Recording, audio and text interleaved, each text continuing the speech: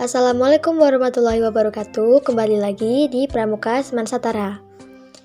Di kesempatan kali ini kita akan belajar mengenai kompas dan sejarah jam. Yang akan dipelajari yaitu yang pertama sejarah kompas, bagian-bagian kompas, jenis-jenis kompas, alat pengganti kompas, dan sejarah jam. Kompas adalah arah petunjuk mata angin. Kompas ditemukan di dinasti Han Tiongkok pada tahun 205 sebelum Masehi. Pada abad ke-11, kompas digunakan sebagai petunjuk arah mata angin di dinasti Song. Pada abad ke-9, orang Tiongkok mengembangkan kompas berupa jarum yang mengapung dan berputar. Nah, pada tahun 1877, kompas sudah dapat dipakai di seluruh negara. Dalam catatan awal kompas pada 100 tahun lalu yaitu catatan Sungai Meng. Yang selanjutnya yaitu mengenai bagian-bagian kompas. Jadi yang pertama itu ada tutup dial. Jadi ini yang dinamakan sebagai tutup dial. Kemudian yang kedua itu ada dial. Jadi dial itu ya permukaan di mana angka huruf seperti pada jam. Yang selanjutnya itu ada visir. Visir itu pembidik sasaran. Setelah itu ada kaca pembesar untuk melihat sasaran dan angka pada dial. Kemudian setelah kaca pembesar itu ada jarum petunjuk yang menunjukkan lokasi magnet bumi.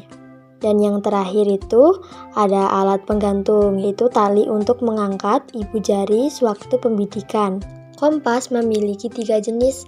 Yang pertama kompas analog, yang kedua kompas digital, dan yang ketiga kompas variasi. Kita bahas yang kompas analog terlebih dahulu. Jadi kompas analog adalah kompas yang umum digunakan sehari-hari. Biasanya digunakan anggota pramuka dengan cara manual, yaitu dengan melaraskan jarum yang di dalamnya. Yang kedua yaitu ada kompas digital. Kompas digital itu kompas yang bekerja secara digital dan besarnya disertakan sebagai sistem navigasi dalam dunia robotika atau elektronik. Dan yang terakhir yaitu kompas variasi. Kompas variasi itu jenis kompas non-magnetik yang didasarkan percepatan berputar dan rotasi bumi secara otomatis dan menentukan gravitasi bumi. Berikut 16 arah mata angin. Menggunakan kompas. Yang pertama, buka tutup kompas dan posisikan tutupnya hingga tegak lurus. 2. Tarik cincin untuk jempol. 3. Masukkan ruas pertama jempol ke dalam cincin tersebut. 4. Telunjuk sejajar dan memegang penutup yang berdiri tegak. Jari-jari lain memegang penutup kompas. 5. Lengan lurus ke depan. 6. Dekatkan kompas ke depan mata. 7. Untuk mencari tanda atau titik yang dijadikan patokan ke dalam membidik pilihan benda yang jauh tetapi jelas terlihat dan tidak terhalang. Hasil dibidikan angkanya bisa dilihat pada kompas. Misalnya angka 40, maka disebut azimut 40 derajat. 8. Kemudian bergerak menuju titik yang telah dibidik oleh kompas tadi. 9. Setelah sampai di titik yang dituju, kemudian bidik titik berikutnya, kemudian seterusnya secara berulang atau back azimut. Kalau lebih dari 180 derajat, maka dikurang 180 derajat. Kalau kurang dari 180 derajat, maka ditambah 180 derajat. Ganti kompas. Yang pertama pohon karet, yang kedua terbit dan tenggelamnya matahari, yang ketiga masjid, yang keempat kuburan, yang kelima sungai, yang keenam silet. Sejarah jam. Penemuan jam belum pasti yang menemukan, dan pada tahun 3500 sebelum Masehi, orang Timur Tengah Afrika Utara menciptakan jam matahari yang disebut obelisk atau monumen ramping.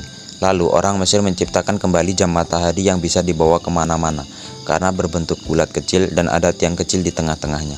Namun kedua jam ini tidak efektif karena hanya bisa dipakai siang hari 12 jam. Pada abad ke-14 kemudian ditemukan jam air. Setelah itu ada jam mekanik pertama tahun 1284 yang mengandalkan es Chapman. Pada tahun 1350 Masehi diciptakan jam jiji yang menggunakan pegas.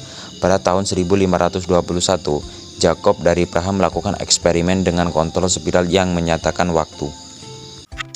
Demikian penjelasan dari kami. Semoga bermanfaat bagi kita semua ya. Terima kasih. Saya akhiri. Wassalamualaikum warahmatullahi wabarakatuh.